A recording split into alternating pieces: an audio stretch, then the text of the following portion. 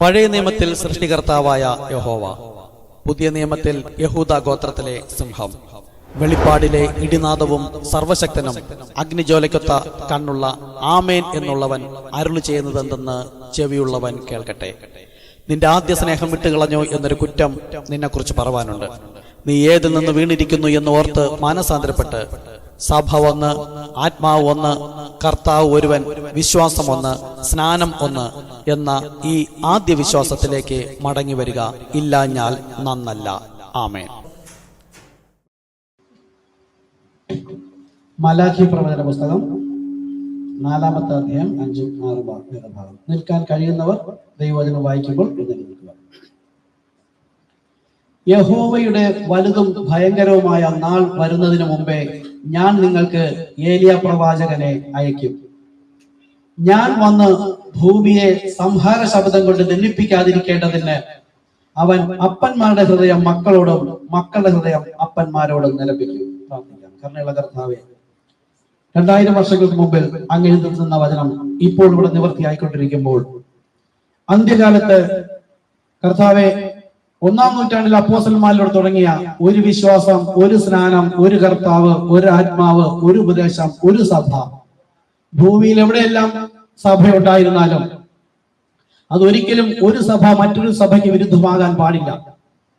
ഒരു സഭയുടെ വിശ്വാസം മറ്റൊരു സഭയുടെ വിശ്വാസത്തിന് വിരുദ്ധമാകാൻ പാടില്ല.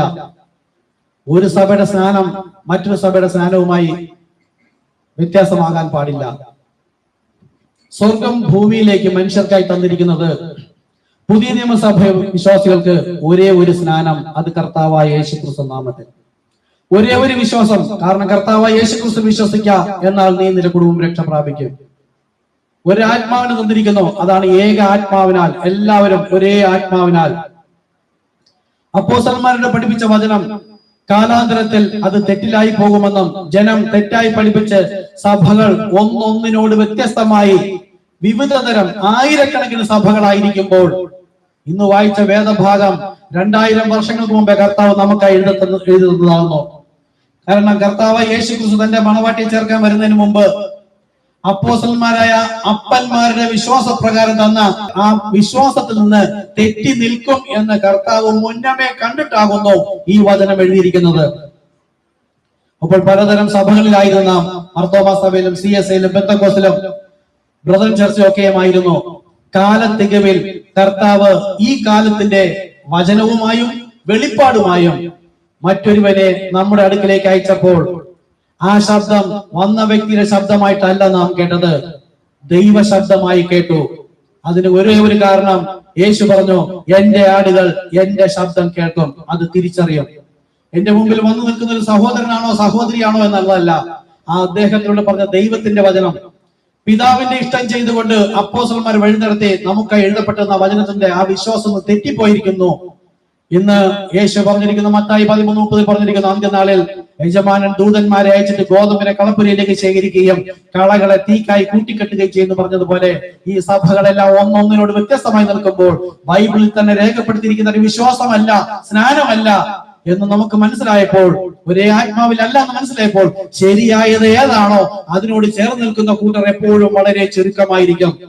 കാരണം യേശു പറഞ്ഞു, വാതിൽ ഇടുക്കമുള്ളത്, വഴി ഞെരുക്കമുള്ളത്, കണ്ടെത്തുന്നവർ ചുരുക്കം, വിളിക്കപ്പെട്ടവരോ അനേകർ, തിരഞ്ഞെടുക്കപ്പെടുന്നവരോ ചുരുക്കം, തേജസ്കരിക്കപ്പെടുന്നതോ അതിലേറെ ചുരുക്കം. കാരണമുള്ള കർത്താവേ, അങ്ങനെ ഈ കാലത്തിന്റെ വിളിയിൽ നമ്മെ ഉൾപ്പെടുത്തിയതിനായി നന്ദി. ആ ദൈവശബ്ദം ആണ് കേട്ട് ഗ്രഹിപ്പാൻ തക്കവണ്ണം നമ്മെ അവിടുന്ന് ഹൃദയക്കണ്ണ് തുറന്നു തന്ന് വിളിച്ച് വേർതിരിച്ചതിനായി നന്ദിയോട് സ്തുതിക്കുന്ന കർത്താവേ, ഇന്നത്തെ ഈ വേദഭാഗം എടുക്കുമ്പോൾ എന്താണോ കർത്താവെ നമ്മോട് പറയാൻ ആഗ്രഹിക്കുന്നത് അത് ശക്തമായി വ്യക്തമായി നമ്മുടെ ആത്മാവിൽ സംസാരിക്കണമെന്ന് പ്രാർത്ഥിക്കുന്നു. ആ ശബ്ദം കേട്ട് ക്രിസ്തുവിനോട് കൂടെ ചേർന്നിരിക്കാൻ പരിശുദ്ധാത്മാവെ നമ്മെ സഹായിക്കണം. ഓരോരുത്തരുടെ ഉള്ളങ്ങളിലേക്ക് കർത്താവിന്റെ ആത്മാവ് വ്യാപരിക്കട്ടെ, പരിശുദ്ധ ശക്തി വ്യാപരിക്കട്ടെ. കൂടുതൽ ക്രിസ്തുവിനോട് അടുത്ത് വരെയുള്ള ആഗ്രഹം യേശുക്രിസ്തു നാമത്തിൽ വർദ്ധിച്ചു വരട്ടെ. കാരണം വചനം പറയുന്നു, നിങ്ങൾ ലോകത്തിലുള്ള എന്തിനേക്കാൾ ഉപരിയായി 1-ാം സ്ഥാനം കർത്താവിന് കൊടുക്കുക.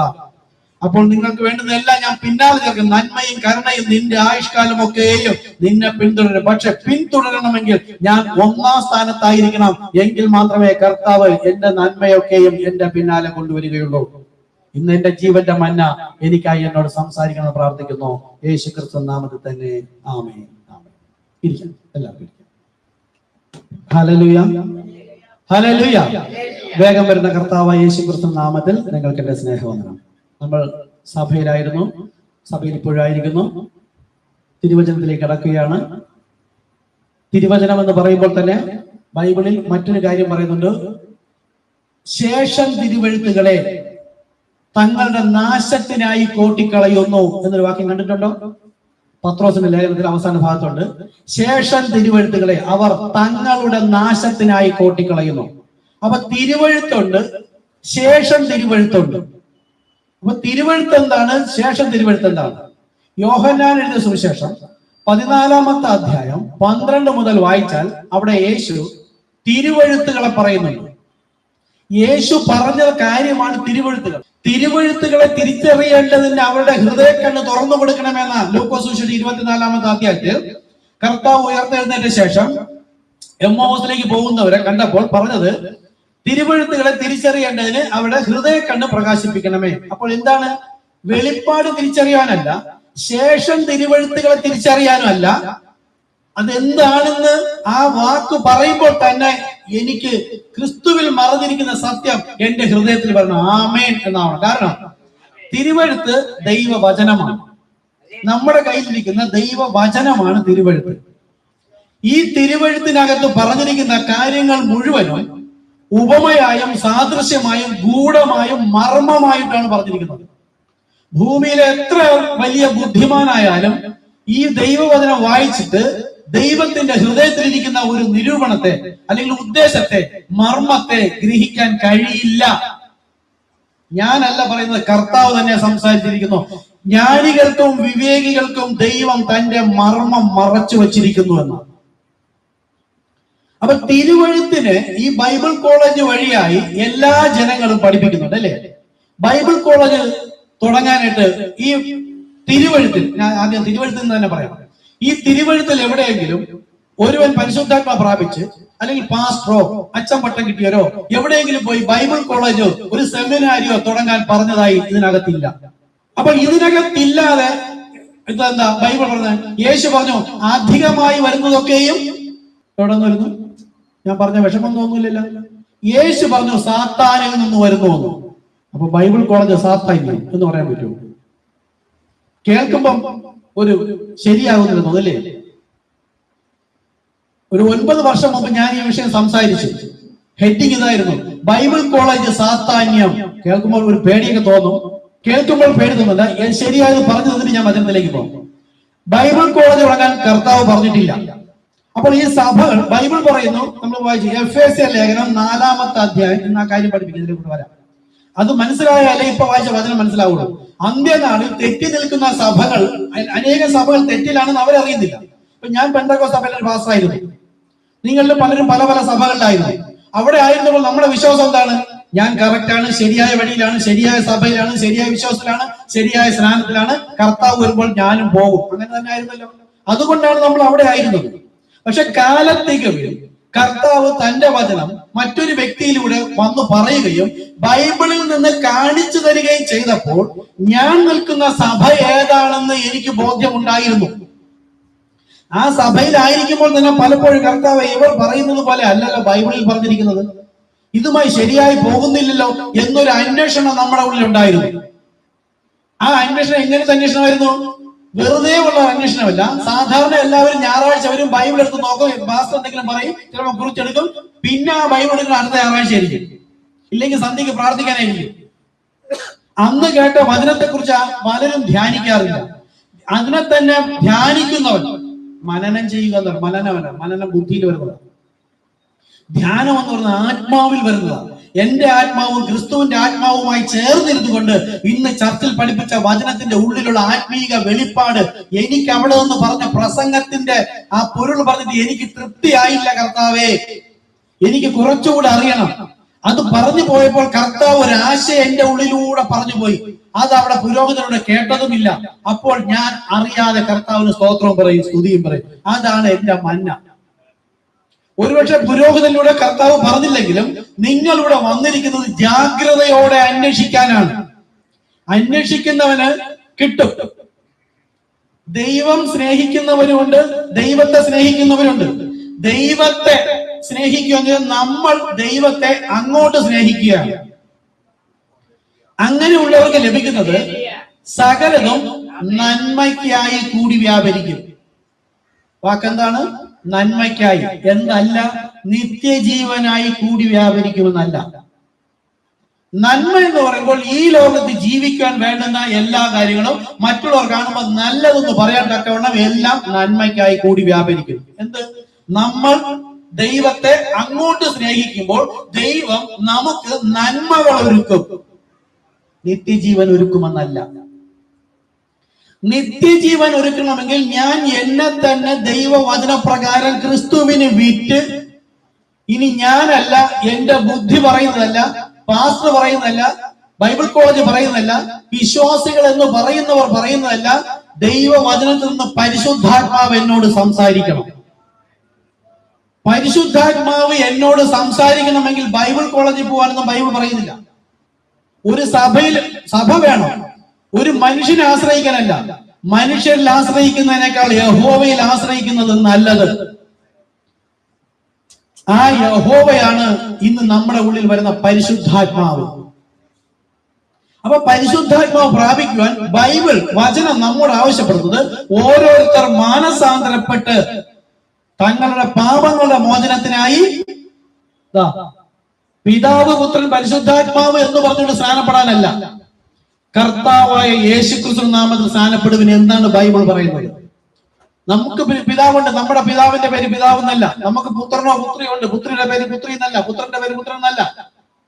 അപ്പൊ പിതാവിനൊരു നാമമുണ്ട്, പുത്രനാമമുണ്ട്. പിതാവ്, ദൈവമായ പിതാവിന്റെ നാമമാണ് പഴയ നിയമത്തിൽ ലോർഡ്, ലോർഡ്, ലോർഡ്, അല്ലെങ്കിൽ കർത്താവെ എന്നാണ് വിളിച്ചിരിക്കുന്നത്. ഇനി യേശു പഴയ നിയമത്തിൽ യഹോവ എന്ന് വിളിച്ചു ആയിക്കോട്ടെ. പക്ഷെ ആവർത്തന പുസ്തകം 18-ാമത്തെ അധ്യായം 18-19 വാക്യത്തിൽ പിതാവായ ദൈവം പറഞ്ഞിരിക്കുന്നത് കേൾക്കണോ വേണ്ടേ? അത് കേൾക്കാത്ത വ്യക്തികളാണ് കത്തോലിക്ക മുതൽ പെന്തക്കോസ്ത് വരെ ഇരിക്കുന്നവർ. ശരിയാണോ എന്ന് അറിയാനായിട്ട് കർത്താവായ യേശുക്രിസ്തു സ്നാനമേറ്റ് കയറി വരുമ്പോൾ പിശാച് വന്ന് പറയാണ്, ഈ കല്ലുകൾ അപ്പമാകാൻ പറ, നീ ഇവിടെ നിന്ന് താഴേക്ക് ചാട്, നിന്റെ കാൽ കല്ലിൽ തട്ടിപ്പോകാതെ അവൻ കാത്തുകൊള്ളും എന്നൊക്കെ പറഞ്ഞപ്പോൾ യേശു അവിടെ ഈ പിതാവായ ദൈവത്തെ ഒരു പേര് വിളിക്കുന്നുണ്ട്. ഈ ഭൂമിയിലെ ഒരു പള്ളിക്കാരനത് അറിയില്ല, പറയും, പക്ഷെ നാമം ഉപയോഗിക്കില്ല. യേശു അവിടെ പറഞ്ഞത് യഹോവേ എന്നല്ല, നിന്റെ ദൈവമായ കർത്താവിനെ പരീക്ഷിക്കരുതെന്നാണ്. അതുപോലെ പറഞ്ഞത് കർത്താവേ, ഇവർ ചെയ്യുന്നത് എന്തെന്നറിയായകയാൽ ഇവരോട് ക്ഷമിക്കണമേ.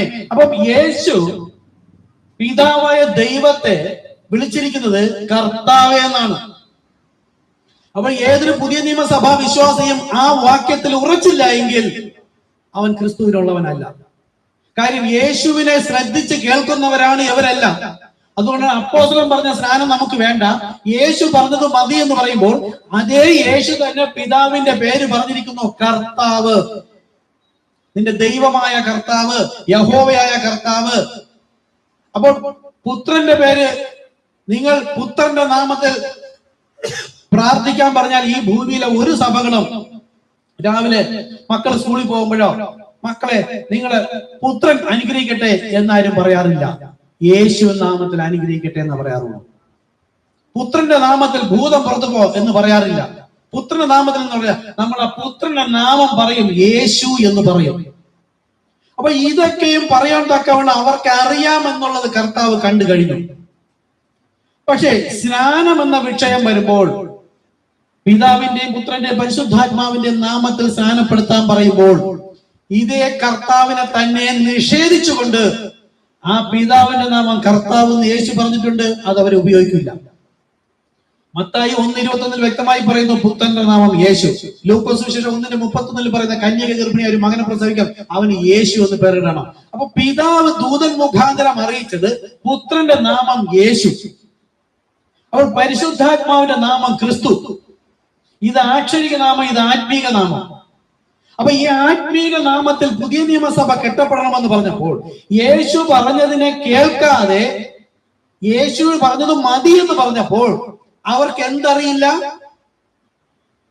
തിരുവഴുത്തുകളെ തിരിച്ചറിയേണ്ടതിന് ഹൃദയദൃഷ്ടി പ്രകാശിച്ചില്ല. പ്രകാശിച്ചുവെങ്കിൽ ഈ പറഞ്ഞ പിതാവിന്റെയും പുത്രന്റെയും പരിശുദ്ധാത്മാവിന്റെ നാമം എന്തെന്ന് തിരിച്ചറിയും. ഇതാണ് ഇവിടെ പറഞ്ഞത്. തിരുവഴുത്തുകളെ തിരിച്ചറിയേണ്ടതിനാണ്. തിരുവഴുത്തുകൾ ദൈവവചനം. എന്നാൽ പത്രോസിന്റെ ലേഖനത്തിൽ പറയുന്നു, ശേഷം തിരുവഴുത്തുകളെ തങ്ങളുടെ നാശത്തിനായി കോട്ടിക്കളയുന്നു. അതാരാണ് കോട്ടുന്നത്? നമ്മൾ കോട്ടിക്കളയുമോ? ഈ ബൈബിൾ എടുക്കുന്ന ഒരു വ്യക്തിയും ഇതിനകത്തുള്ള തിരുവഴുത്തുകളോ ശേഷം തിരുവഴുത്തുകളോ കോട്ടിക്കളയില്ല. എന്തുകൊണ്ടാണ്? ഇതിന്റെ പരിശുദ്ധാത്മാവ് നിയോഗത്താലാണ് ഇവ എഴുതിയതെന്ന് ആദ്യമേ അറിഞ്ഞുകൊള്ളണമെന്ന് ബൈബിളിൽ തന്നെ എഴുതി വെച്ചിട്ടുണ്ട്. അപ്പൊ പരിശുദ്ധാത്മാ നിയോഗത്താൽ എഴുതിയ ദൈവവചനത്തിൽ നിന്ന് ശേഷം തിരുവഴുത്തുകളെ ആരും നിരസിക്കില്ല. ഇനി നിരസിക്കണമെങ്കിൽ എന്ത് ചെയ്യണം? പിശാച് എന്ത് ചെയ്യും? മനുഷ്യന്റെ ബോധ മനസ്സിനെ, പരിജ്ഞാനം, തിരിച്ചറിയാൻ കഴിയാത്ത ബോധ മനസ്സിനെ മന്ദമാക്കിയിട്ട് ഞാൻ എന്തു പറയുന്നു, എന്ത് അതാണ് ഈ ഭ്രാന്ത് പിടിച്ച ആൾക്കാര് അപ്പനെയായാലും അമ്മയായാലും മക്കളെയായാലും വേണ്ടപ്പെട്ടവരെയും സ്വന്തം കുഞ്ഞുങ്ങളായാലും ഉപദ്രവിക്കുന്നുണ്ടാ. അവരുടെ വിവേചന ബുദ്ധി, തിരിച്ചറിയാനുള്ള ബുദ്ധി അബലമാക്കി വെച്ചിരിക്കുകയാണ്, സ്വബോധത്തെ കെടുത്തിയിരിക്കുന്നു. പക്ഷെ ദൈവകാര്യത്തിന് ബുദ്ധിയല്ല ആവശ്യം, സ്വബോധമല്ല. ദൈവവചനം തിരിച്ചറിയുന്നതിന് പരിജ്ഞാനമാണ് ആവശ്യം. ജ്ഞാനം ചോദിക്കരുത്. ജ്ഞാനം ചോദിച്ചോ, കുഴപ്പമില്ല. പഴയ നിയമത്തിൽ ജ്ഞാനം പറയും. ശലോമോന്റെ ജ്ഞാനത്തെ കുറിച്ച് പറയുന്നുണ്ട്. ഇന്ന് ആ ജ്ഞാനത്തിനോട് ചോദിക്കരുത്. ഞാൻ പറയുമ്പോ എല്ലാം ദൈവവചനം എന്ന് വിചാരിക്കരുത്. വെളിപ്പാടില്ല എങ്കിൽ യേശു പറഞ്ഞതെല്ലാം എന്തായിരുന്നു? തെറ്റായിരുന്നു.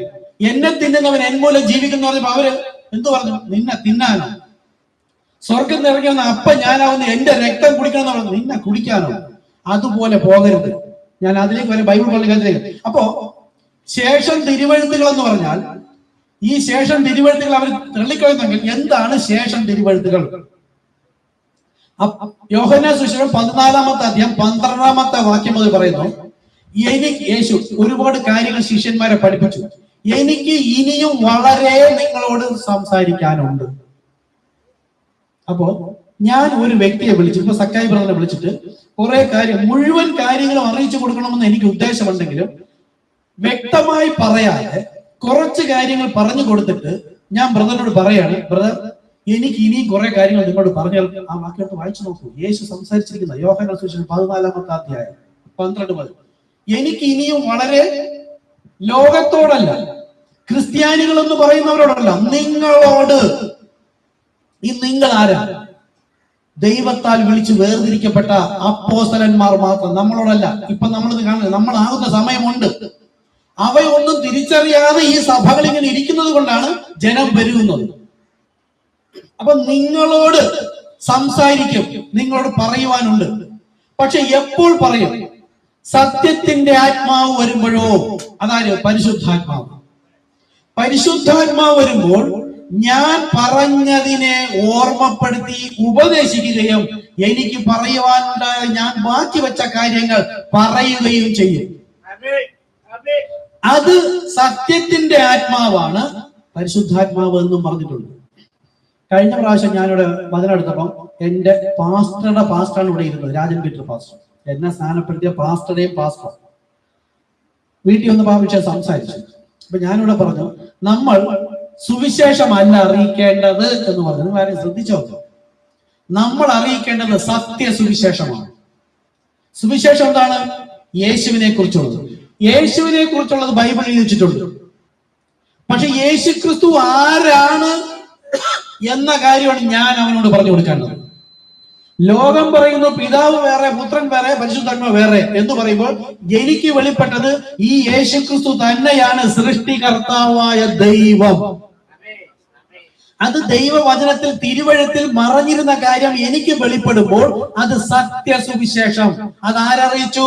സത്യത്തിന്റെ ആത്മാവ്, പരിശുദ്ധാത്മാവ് വരുമ്പോൾ അവൻ നിങ്ങളെ സകല സത്യത്തിലും വഴി നടത്തും.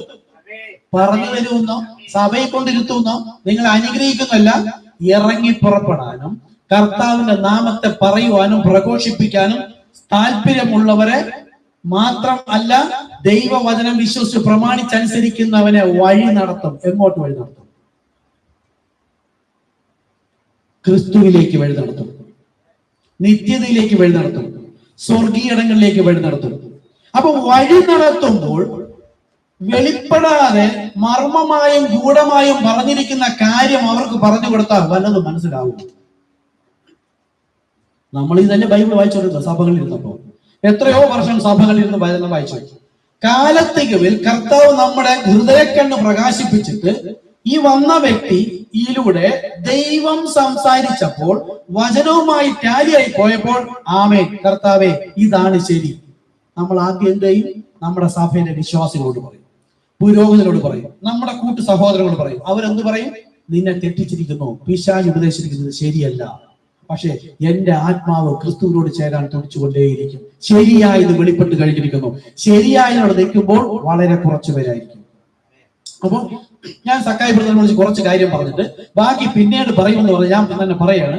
സക്കായി ബ്രദർ, ഞാൻ ഒരുപാട് കാര്യങ്ങൾ നിങ്ങളോട് അറിയിച്ചു. ഇനി ഞാൻ പോവുകയാണ്. എവിടെ? സ്വർഗ്ഗീയ പിതാവിന്റെ സന്നിധിയിൽ പോവുകയാണ്. നിങ്ങൾ നേരെ മാളിക മുറിയിൽ കൂടിയിരിക്കണം. അതായത് പരിശുദ്ധാത്മ ശക്തി പ്രാപിക്കണം.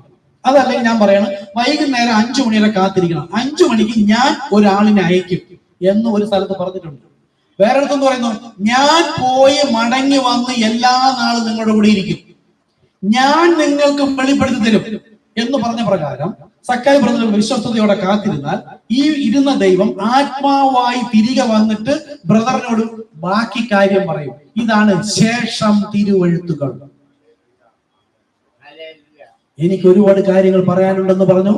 തിരുവെഴുത്തുകളാണ്, എഴുതിയിരിക്കുന്നു. പക്ഷെ ഇതിനകത്ത് നിന്ന് എസൻസ്, സത്യം എടുത്ത് പരിശുദ്ധാത്മാവ് നമ്മളോട് പഠിപ്പിക്കും. ആ ശേഷം തിരുവെഴുത്താണ് ഒന്നാമത്തേത്, കർത്താവായ യേശു ക്രിസ്തു. യേശു പറഞ്ഞ തിരുവെഴുത്താണ് പിതാവ്, പുത്രൻ, പരിശുദ്ധാത്മാവ് എന്ന വാക്കുകൾ. ഈ തിരുവെഴുത്തിനുള്ളിൽ യേശു പറയാതെ ഒളിപ്പിച്ചു വെച്ചിട്ട് പോയ ശേഷം തിരുവെഴുത്ത് അല്ലെങ്കിൽ വെളിപ്പാടാകുന്നു കർത്താവായ യേശു ക്രിസ്തു. ഈ വെളിപ്പാടിന്മേൽ കെട്ടപ്പെടുന്നതാണ് എന്റെ സഭ. ഈ വെളിപ്പാടിലല്ലാത്തതുകൊണ്ട് ഞാൻ ആധാരം കൊണ്ട് സ്തുതിച്ചിട്ട് കാര്യമില്ല, വിശ്വസിച്ചിട്ട് കാര്യമില്ല. വിശ്വസിക്കുന്നു എന്ന് പറഞ്ഞാൽ അതിന്റെ പ്രവർത്തികൾ ഉണ്ടായിരിക്കണം. പ്രവൃത്തിയില്ലാത്ത വിശ്വാസം നിർജ്ജീവം. അപ്പോ യേശു പറഞ്ഞത് ഇതുപോലെ പരിശുദ്ധാത്മാവ് പ്രാപിക്കുമ്പോൾ പരിശുദ്ധാത്മാവ് നിങ്ങൾക്ക് സകല സത്യത്തിൽ, അതായത് ഈ ബൈബിളിൽ എഴുതിയിരിക്കുന്നത് ബൈബിൾ കോളേജിൽ വഴി പഠിപ്പിക്കാനല്ല, സെമിനാരികളിലോ എവിടെ പഠിപ്പിക്കാനല്ല, പരിശുദ്ധാത്മാവ് തന്നെ നിങ്ങളെ പഠിപ്പിക്കും. അപ്പൊ എനിക്ക് പറയാനുള്ളത് ഞാൻ നിങ്ങളോട് അറിയിക്കുമെന്ന് പറഞ്ഞാൽ പരിശുദ്ധാത്മാവ് പ്രാപിക്കുമ്പോൾ പരിശുദ്ധാത്മാവ് വെളിപ്പെടുത്തുന്നാൽ അത് ഞാൻ തന്നെയാകുന്നു നിങ്ങളോട് അറിയിക്കുന്നത്. അങ്ങനെ പരിശുദ്ധാത്മാവ് പ്രാപിച്ച ശേഷം ആ പരിശുദ്ധാത്മാവിനാൽ പറയുന്ന വചനം അതേപോലെ ഈ നമ്മൾ നേരത്തെ വായിച്ചത് ശലോമോന്റെ മണ്ഡപത്തിൽ കൂടി വന്നത് എന്തുകൊണ്ടാണ്? അവര് പഴയ പള്ളിയിൽ പോകുന്നത് യേശുക്രിസ്തു എഴുന്നേറ്റ് പോയ ശേഷം യെരുശലേം ദേവാലയം ഇടിഞ്ഞില്ലല്ലോ. ഇടിഞ്ഞു. 40 വർഷം കഴിഞ്ഞിട്ടല്ലേ ഇടിഞ്ഞുള്ളൂ. പക്ഷെ യേശു ഉയർത്തെഴുന്നേറ്റ് പോയി 10 ദിവസം കഴിഞ്ഞപ്പോ പരിശുദ്ധാത്മാവ് വന്നില്ലേ? ഈ പരിശുദ്ധാത്മാവിനെ കൊണ്ട് എന്തുകൊണ്ട് അവർ ആ ആലയത്തിൽ പോയില്ല? ആരെങ്കിലും ചിന്തിച്ചിട്ടുണ്ടോ? അത് കഴിഞ്ഞു പോയി. പഴയത് മുഴുവൻ കഴിഞ്ഞു പോയി. അവർ വിശ്വാസ സ്നാനം, അവർ പുതിയ നിയമസഭയുടെ വിശ്വാസ സ്നാനം സ്വീകരിച്ചപ്പോൾ പഴയത് മുഴുവൻ കഴിഞ്ഞു പോയി. ഇതാ അത് പുതിയതായി തീർന്നിരിക്കുന്നു. അവര് ആ ആലയത്തെ ആശ്രയിച്ചു പോയാൽ അവിടെ അല്ല കർത്താവ്. ക്രിസ്തുവിൽ ആശ്രയിച്ച നമ്മുടെ ഹൃദയത്തിലാണ് കർത്താവ്. ഇതാകുന്നു ദൈവത്തിന്റെ സഭ. ആ ദൈവസഭ ശരീരത്തിന്റെ പല ഭാഗങ്ങളായ നാം എല്ലാവരും ഒത്തുകൂടുന്നതാണ് ഒരു ലോക്കൽ സഭ. അവിടെയാണ് സഭയുടെ നടുവിലൂടെ കർത്താവ് നടക്കുന്നത്. അപ്പോ ശേഷം തിരുവെഴുത്തുകളെ പറഞ്ഞു കൊടുത്തത് അപ്പോസ്തലന്മാരിലൂടെയാണ്. അപ്പോൾ ഈ സഭകൾ പത്രോസ് പറഞ്ഞ സ്നാനം വേണ്ട എന്ന് പറഞ്ഞാൽ എന്ത് തള്ളിക്കളഞ്ഞു? ശേഷം തിരുവെഴുത്തുകളെ തള്ളിക്കളഞ്ഞു. അങ്ങനെ തള്ളിക്കളഞ്ഞാൽ അവരുടെ അവസ്ഥ എന്താണ്? വായിക്കണോ വേദഭാഗം? തങ്ങളുടെ നാശത്തിനായി കോട്ടിക്കളയുന്നു. തള്ളിക്കളയുന്നില്ല, അവർ തള്ളിക്കളയില്ല. എന്തുകൊണ്ടാ? തള്ളിക്കളഞ്ഞാൽ പരിശുദ്ധാത്മാ നിയോഗത്താലുള്ള വചനത്തെ തള്ളിക്കളഞ്ഞു പറയും. അപ്പൊ എങ്ങനെയാ കോട്ടിക്കളയുന്നത്? നോക്കൂ, യേശു ക്രിസ്തുവാണ് എനിക്ക് വേണ്ടി മരിച്ചത്, പത്രോസ് അല്ല മരിച്ചത്. പത്രോസ് നിങ്ങൾക്ക് വേണ്ടി ഒന്നും ചെയ്തില്ല, യേശുവിനെ ഒറ്റ കൊടുത്തവനാ. കോട്ടിക്കളയാണ്. എന്റെ ബുദ്ധിയിൽ തന്നെയാണ്, ആത്മാവിലല്ല തരുന്നത്. ബുദ്ധിയിലേക്ക് പറഞ്ഞു തരുന്നതിനെ എന്റെ ആത്മാവിൽ കടത്തിവിട്ടിട്ട് ഇത് ശരിയാണോ എന്ന് ഞാൻ ശോധന ചെയ്താൽ കർത്താവ് പറയും ഇവനെ കേൾക്കരുത്, അവനോട് കുശലം പറയുക പോലും ചെയ്യരുത്. അപ്പൊ കോട്ടിക്കളയുക എന്ന് പറഞ്ഞാൽ ശരിയായ വെളിപ്പാടിനെ അത് അങ്ങനെ അല്ല, അത് അപ്പോസ്തലന്മാര് പറഞ്ഞതാ, നമ്മൾ അതല്ല കേൾക്കാൻ, യേശു പറഞ്ഞത് കേട്ടാ മതി എന്ന് പറയുന്നത് തന്നെ ഒന്നാമത്തെ കോട്ടിക്കളയുക. അപ്പൊ ബുദ്ധിപരമായി നോക്കിയാൽ ശരിയല്ലേ, യേശുവിനെ അല്ലേ കേൾക്കാൻ. അപ്പോസ്തലനല്ലല്ലോ. പക്ഷേ അപ്പോസ്തലന്റെ ഇഷ്ടം എന്തായിരുന്നു? യേശുവിന്റെ ഇഷ്ടം അപ്പോസ്തലനെ കേൾക്കുന്നവൻ എന്നെ കേൾക്കുന്നു, അപ്പോസ്തലനെ തള്ളുന്നവൻ എന്നെയും എന്നെ അയച്ചവനെയും തള്ളുന്നു. അപ്പൊ അപ്പോസ്തലൻ പറഞ്ഞത് വേണ്ട എന്ന് പറഞ്ഞ് തള്ളിക്കളയുന്ന നിമിഷം അവരാരെ തള്ളി? അവർ പ്രിയം വെച്ചിരിക്കുന്ന അവരുടെ ആത്മ മണവാളനായ യേശു ക്രിസ്തുവിനെ തന്നെ തള്ളിക്കളയുകയാണ്. തള്ളിക്കളയുവാൻ തക്കവണ്ണം ഒരു ഉപദേശം അവർക്ക് കിട്ടി. എവിടെ നിന്ന് കിട്ടി? ദൈവത്താലല്ല, പിശാചിനാൽ. അപ്പോൾ പിശാചിന്റെ ദൈവത്തിന്റെ വചനം കേൾക്കുന്നവനെ കർത്താവിന്റെ മണവാട്ടി എന്ന് പറയുകയും എതിർ ക്രിസ്തുവിനെ കേൾക്കുന്നവനെ എതിർ ക്രിസ്തുവിന്റെ മണവാട്ടി എന്നും പറയും. അപ്പോൾ നമ്മൾ ദൈവത്തിന്റെ വെളിപ്പാട് കേട്ട് ശേഷം തിരുവെഴുത്തുകളെ കേട്ടാൽ ക്രിസ്തുവിന്റെ മണവാട്ടിയാകും.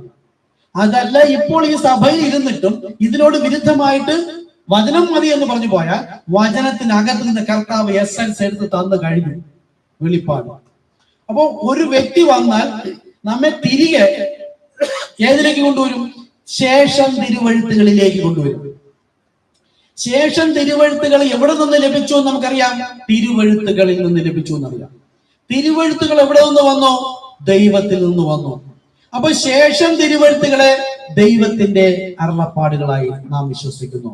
അതുകൊണ്ടാണ് അപ്പോസ്തലൻ പറഞ്ഞതാണെങ്കിലും ഇത് ദൈവത്തിന്റെ ആടുകൾക്ക് മാത്രമേ തിരിച്ചറിയാൻ കഴിയുള്ളൂ ഇത് ദൈവവചനമാണ് എന്ന്. ഇവിടെ അവർ വിവേചനം കാണിക്കുകയാണ്. അപ്പോൾ ദൈവത്തിന്റെ ആട് അല്ലാത്തത് കൊണ്ട് അവർക്ക് മനസ്സിലാവുന്നില്ല. അപ്പോൾ ബൈബിൾ കോളേജില് പഠിപ്പിക്കുന്നത് എന്താണ്?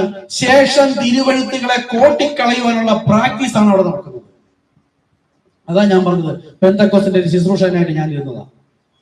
ഞാൻ ഈ സത്യം അറിഞ്ഞപ്പോൾ എന്റെ സഭയുടെ പാസ്റ്ററോട് തന്നെ പറഞ്ഞപ്പോൾ പറയുന്നു, യേശുക്രിസ്തു നാമത്തിൽ സ്നാനപ്പെടരുത്. അന്ന് ഞാൻ സർപ്പസന്ധയൊന്നും വിളിച്ചില്ല, പക്ഷെ അതിനുശേഷം വിളിച്ചിട്ടുണ്ട്. പക്ക ബൈബിൾ പറഞ്ഞ ക്രിസ്തുവിന്റെ നാമത്തെ നിഷേധിക്കുന്നവൻ എതിർ ക്രിസ്തു.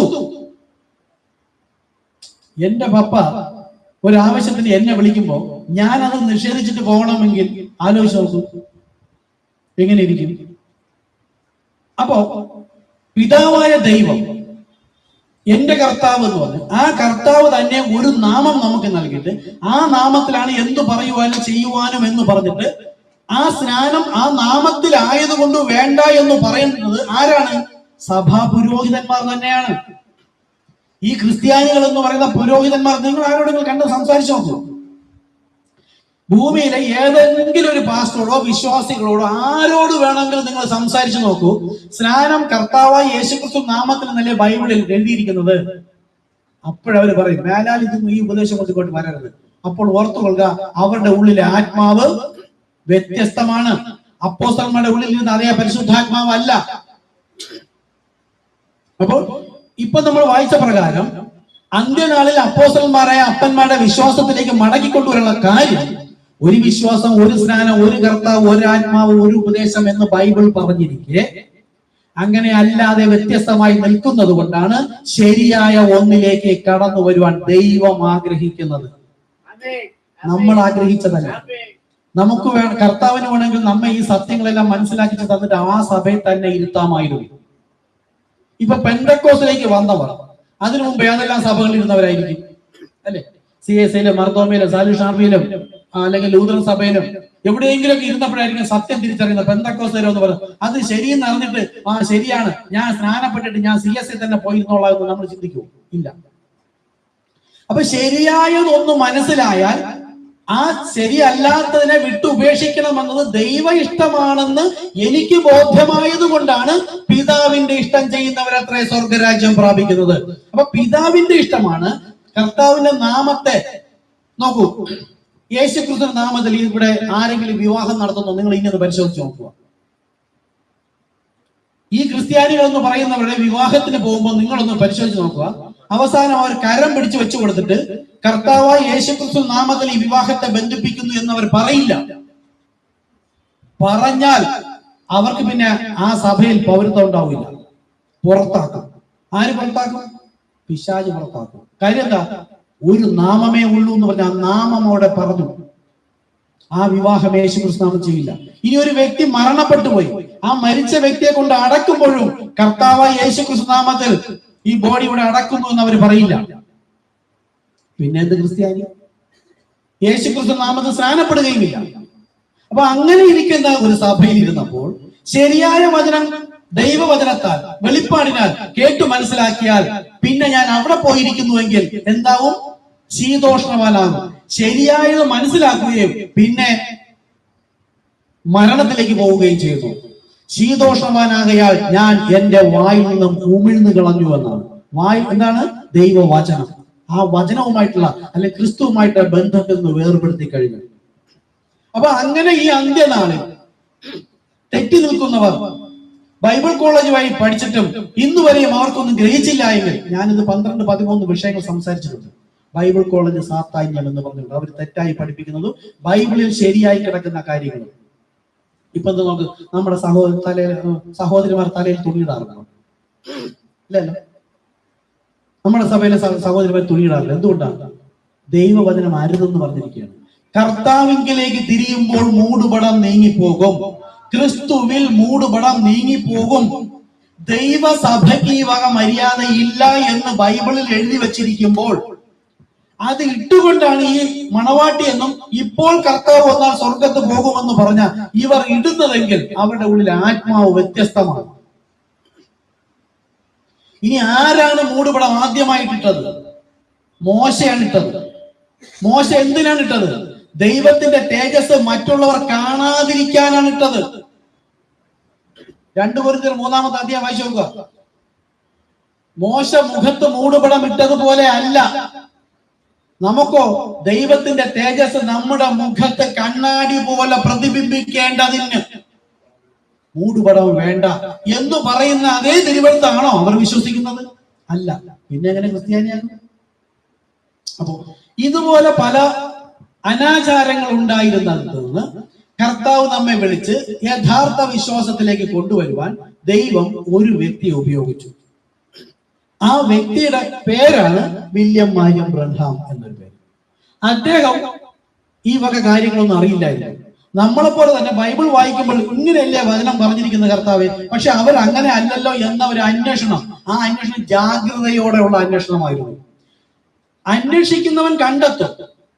ദൈവത്തെ അങ്ങോട്ട് സ്നേഹിച്ചാൽ നന്മയ്ക്കായി കൂടി വ്യാപരിക്കും. പക്ഷെ ദൈവം എന്നെ സ്നേഹിക്കുന്നുവെങ്കിലോ എന്നെ തന്നെ വെളിപ്പെടുത്തി തരും. അപ്പൊ യേശു ദൈവത്തിന്റെ പുത്രൻ എന്ന് ലോകത്തെ എല്ലാ പള്ളിക്കാർക്കും അറിയാം. ഒരു അവിശ്വാസി ബൈബിൾ വായിച്ചാലും അറിയാം. ഈ പുത്രൻ എന്ന യേശു നാം കണ്ട ഈ ബോഡിക്കുള്ളിൽ ഇരുന്നത് സൃഷ്ടികർത്താവായ ദൈവം എന്ന് തിരിച്ചറിയണമെങ്കിൽ അവൻ ദൈവത്തിന്റെ ആളായിരിക്കണം. അപ്പൊ അങ്ങനെ ഒരു വിശ്വാസത്തിൽ അല്ലായിരുന്ന നമ്മെ ശരിയായ വിശ്വാസത്തിലേക്ക് വിളിച്ചു കൊണ്ടുവരുന്നതിന് വേണ്ടിയിട്ടാണ് കർത്താവ് ഒരു മനുഷ്യനെ ഉപയോഗിച്ചത്. അതാണ് നമ്മളിപ്പോൾ ഇവിടെ വായിച്ചത്. മലാഖി 4:5. അവൻ ഏലിയാവിന്റെ ആത്മാവോടുകൂടി വന്നിട്ട് അപ്പോസ്തലന്മാരായ അപ്പന്മാരുടെ വിശ്വാസത്തിലേക്ക് മടക്കി വരുത്തും. അപ്പോ തിരുവെഴുത്ത് മനസ്സിലായല്ലോ. ഇനിയും ആരെങ്കിലും ചോദിച്ചാൽ ഇതിന് വിരുദ്ധമായി പറഞ്ഞാലും എന്നാ പിന്നെ കാണിച്ചു തരാൻ പറയണം. സുവിശേഷമുണ്ട്, സത്യസുവിശേഷമുണ്ട്. സത്യസുവിശേഷം അപ്പോസ്തലന്മാരെ അറിയിച്ചത് എന്ന് നമുക്ക് പറയാം. പക്ഷേ അതും മർമ്മമായും ഗൂഢമായാണ് സംസാരിച്ചിരിക്കുന്നത്. ബൈബിൾ വായിക്കാൻ കണ്ടില്ലേ? അപ്പോസ്തലന്മാർ ഞങ്ങൾ മർമ്മമായിട്ട് അത്രയെ പ്രസ്താവിക്കുന്നത്. പിന്നെ അങ്ങനെ ഗ്രഹിക്കും. ചിന്തിച്ചിട്ടുണ്ടോ? ദൈവവചനം വായിക്കുമ്പോൾ ഒരുപാട് ചോദ്യങ്ങൾ നിങ്ങൾക്കുണ്ടാകണം. അങ്ങനെ നിങ്ങൾ അന്വേഷിക്കുന്നുവെങ്കിലേ പരിശുദ്ധാത്മാവിനെ കൊണ്ട് ആവശ്യമുള്ളൂ. അല്ലാതെ വായിച്ചാൽ എനിക്ക് മനസ്സിലാകുന്ന, ചിലർ പറയാറുണ്ട് നിങ്ങളുടെ പഠിപ്പിലൊന്നും വേണ്ട, വായിച്ചാൽ മനസ്സിലാകുന്ന രീതിയിലും പച്ച മലയാളത്തിൽ എഴുതി വെച്ചിട്ടുണ്ട് ബൈബിള്. എന്നിട്ട് എന്തെങ്കിലും കാര്യം ചോദിച്ചു നോക്കണം. പിതാവിന്റെ പുത്രന്റെ പരിശുദ്ധാത്മാവിന്റെ നാമം ഒന്ന് പറയാൻ പറഞ്ഞാൽ വേറെ ഒന്നും പറയണ്ട. എത്ര വലിയ പണ്ഡിതനായിക്കോട്ടെ, ഏത് പാസ്റ്റർ ആയിക്കോട്ടെ, ഞങ്ങൾക്കറിയാം, ഞങ്ങൾ നിങ്ങളെ പഠിപ്പിക്കൊന്നും വേണ്ട. പാസ്റ്റർ എനിക്കൊരു കാര്യം ഒന്ന് പറഞ്ഞുതരൂ, പിതാവിന്റെ പുത്രന്റെ പരിശുദ്ധാത്മാവിന്റെ നാമം എന്താണോ ഒന്ന് പറഞ്ഞുതരൂ. ഓട്ടിച്ചു കൊടുത്തു, നാമം കൊണ്ട് വന്നിരിക്കുന്നു, നീ അന്വേഷിക്കൊന്നും വേണ്ട, അതെന്ത് പറഞ്ഞു അതുപോലെ ചെയ്താൽ മതി എന്ന് പറയും. നാം അവരോട് പറയിപ്പിക്കില്ല. അപ്പോ പരിജ്ഞാനം വേണം, ജ്ഞാനം ആവശ്യമാണ്. ജ്ഞാനത്തിൽ നിന്ന് പരിജ്ഞാനം വരും. തിരുവഴുത്തിൽ നിന്ന് ശേഷം തിരുവഴുത്ത് വരും. സുവിശേഷത്തിൽ നിന്ന് സത്യസുവിശേഷം വരും. പരിശുദ്ധാത്മാവിൽ നിന്ന് സത്യത്തിന്റെ ആത്മാവിന്റെ സ്വഭാവം വരും. അപ്പൊ പരിശുദ്ധാത്മാവ് നമ്മളിൽ വന്നിട്ട് ചെയ്തെടുക്കുന്ന മറ്റൊരു ശുശ്രൂഷയാണ് സത്യത്തിന്റെ ആത്മാവും. അവൻ നമ്മെ സകല സത്യത്തിലും വഴി നടത്തും. ഇങ്ങനെ പറയുമ്പോൾ നിങ്ങളുടെ ഹൃദയത്തിനകത്ത്, ഞാൻ ഇരുന്ന സഭയിലാണ് പുരോഹിതൻ ഇതുപോലെ പറഞ്ഞെങ്കിൽ എന്റെ ഉള്ളിൽ ഒത്തിരി ചോദ്യം വരും. നിങ്ങളുടെ ഉള്ളിൽ എന്ത് ചോദ്യം വന്ന് എനിക്കറിയില്ല. നിങ്ങളുടെ ഉള്ളിൽ വരുന്ന ചോദ്യം, കർത്താവേ, പരിശുദ്ധാത്മാവ് പഠിപ്പിച്ചിരുന്ന് എഴുതി വെച്ചിരിക്കില്ലേ, പിന്നെ ഇനി സത്യത്തിന്റെ ആത്മാവ് വരേണ്ട ആവശ്യമുണ്ടോ? അങ്ങനെ നിങ്ങൾ ചോദിച്ചാൽ, ക്രിസ്തുവിൽ നിന്ന് പ്രാപിക്കാനാണെങ്കിൽ ആ ചോദിക്കുകയും ഇവിടെ പുരോഹിതൻ നിന്ന് അടുത്തൊരു പാഠം പഠിപ്പിക്കുകയും ചെയ്യുമ്പോഴും നിങ്ങളുടെ മുൻപുള്ള ചോദ്യത്തിന്റെ ഉത്തരം കർത്താവ് കൃത്യമായി തരികയും അത് നിങ്ങൾ ആത്മാവിൽ ഉണരുകയും ഇതും കേട്ടുപോവുകയും ചെയ്യും. എന്താണ് പരിശുദ്ധാത്മാവും സത്യത്തിന്റെ ആത്മാവും? അതായത് ഇവിടെ പറഞ്ഞ സകല സത്യത്തിലും വഴി നടത്തുമെന്ന് പറഞ്ഞ ആത്മാവ് നമ്മൾ അതാണ് എടുത്തോണ്ടിരിക്കുന്നത്. ഈ വില്യം മാരിയം ബ്രൻഹാമിലൂടെ 3 തരം ശുശ്രൂഷ നടന്നു. അത് ഒന്നാമത്തത് ഒറ്റ ആത്മാവല്ലേ ഉള്ളൂ. എഫേസ്യർ 4:5 പറയുന്നു ആത്മാവ് ഒന്ന്. ആ ഒരു ആത്മാവിൽ തന്നെ വിവിധ തരം ശുശ്രൂഷകളുണ്ട്. അപ്പൊ ഈ പ്രവാചകനിലേക്ക് പരിശുദ്ധാത്മാവ് വന്നിട്ട് ഏലിയാവിന്റെ ആത്മാവിന്റെ ശുശ്രൂഷയാണ് ആദ്യം ചെയ്തത്. തെറ്റി നിൽക്കുന്ന ദൈവത്തിന്റെ ജനങ്ങളുടെ അടുക്കലേക്ക് ചെന്ന് സുവിശേഷവും പറഞ്ഞ് അതിനകത്ത് നിന്ന് സത്യസുവിശേഷവും അതായത് വെളിപ്പാടും പറഞ്ഞു കൊടുത്തിട്ട് അതിലേക്ക് കൂട്ടിക്കൊണ്ടുവരിക. വരുന്നതിന് മുമ്പ് ഒരു പ്രവൃത്തിയുണ്ട്, അതാണ് സ്നാനം. അവൻ അവിടെ നിന്ന് തെറ്റായ ധാരണയും വിശ്വാസവും രീതികളും തെറ്റ് എന്ന് ഉത്തമ ബോധം, അത് പുരോഹിതൻ ചെയ്യുന്ന കാര്യമാണ്. പുരോഹിതൻ കാര്യങ്ങളെല്ലാം പറഞ്ഞു കൊടുക്കുമ്പോൾ അവരുടെ ഹൃദയത്തിൽ അത് തെറ്റാണ്, പാപത്തിലായിരുന്നു എന്ന ബോധത്തോടുകൂടി പെന്തക്കോസ്തിലോ കത്തോലിക്കലോ മാർത്തോമയിലോ എവിടെ ആയിരുന്നാലും തെറ്റായിരുന്നു ആ പഠിപ്പിക്കലുകൾ, ശരിയായ പഠിപ്പിക്കലിലേക്ക് വരണമെങ്കിൽ ആ പാപത്തെ കുഴിച്ചിടണം. നാം പാപസംബന്ധമായി അവിടെ മരിക്കണം. അതാകുന്നു നമ്മൾ ചെയ്യുന്ന സ്നാനം, കർത്താവായ യേശുക്രിസ്തു നാമത്തിൽ. ആ സ്നാനത്തോടുകൂടി പഴയത് കഴിഞ്ഞിട്ട് ദൈവസഭയിൽ വരുമ്പോൾ പിന്നെ പഠിപ്പിക്കുന്നതാണ് സത്യസുവിശേഷം. അപ്പൊ പരിശുദ്ധാത്മാവ് വന്നിട്ട് ആ പരിശുദ്ധാത്മാവ് തന്നെ എഴുതിയിരിക്കുന്ന വചനത്തിന്റെ അകത്ത് നിന്ന് വെളിപ്പാടിന്മേൽ നമ്മെ വഴി നടത്തും. അതായത് ഞാൻ വിശ്വാസിയായിട്ട് എന്നും ഇവിടെ ഇരിക്കാനല്ല, എനിക്കൊരു ആത്മീക വളർച്ച ഉണ്ടാകും, ക്രിസ്തുവിലുള്ള ഒരു വളർച്ച ഉണ്ടാകും. എന്നും പള്ളിയിൽ നിന്ന് കൈയടിച്ച് പാട്ടുപാടി ഹല്ലേലൂയ സ്തോത്രം പ്രൈസ് ദി ലോർഡ് ഹല്ലേലൂയ ഞാനും എന്റെ കുടുംബവും രക്ഷിക്കപ്പെടും ഹല്ലേലൂയ ആമേൻ ഇതും പറഞ്ഞുകൊണ്ട് പോകാനല്ല. ആ വിളിച്ച ക്രിസ്തുവിന് നമ്മെ കുറിച്ചൊരു ഉദ്ദേശമുണ്ട്. അതാ നമ്മളൊരു കുഞ്ഞിനെ വളർത്തിക്കൊണ്ടുവരുമ്പോഴോ അല്ലെങ്കിൽ അഡോപ്റ്റ് ചെയ്യുമ്പോഴോ ആ കുഞ്ഞിനെ ഏത് ലെവലിലാക്കണമെന്ന് അപ്പനും അമ്മയ്ക്കും ആദ്യമേ ഒരു തോട്ടുണ്ട്, ചിന്തയുണ്ട്. ആ ലെവലിലാക്കിക്കൊണ്ടുവരുന്ന പോലെ തന്റെ വിളിയാലുള്ള ആശ ഇന്നതെന്ന് തിരിച്ചറിയേണ്ടതിന് പ്രാർത്ഥിക്കണമെന്ന് ബൈബിൾ പറഞ്ഞിരിക്കുമ്പോൾ എന്നെ വിളിച്ച കർത്താവിന് എന്തൊക്കെയോ ഉദ്ദേശമുണ്ട്, എന്നെ ക്രിസ്തുവിൽ വളർത്തുവാൻ. യോഹന്നാൻ 5:15 പറയുന്നു, എന്നെ പിരിഞ്ഞ് നിങ്ങൾക്ക് ഒന്നും ചെയ്യാൻ കഴിയില്ല, എന്നിൽ കായ്ക്കാത്ത കൊമ്പൊക്കെയും പിതാവ് വെട്ടി തീയിലിടും. അപ്പൊ ക്രിസ്തുവിലുള്ള വളർച്ച വേണമെങ്കിൽ ദൈവവചനവും അതിനോടൊപ്പം അതിനകത്തുള്ള വെളിപ്പാടും വേണം. ആ വെളിപ്പാടിലാണ് ദൈവം തന്റെ സഭയെ പണിയുന്നത്.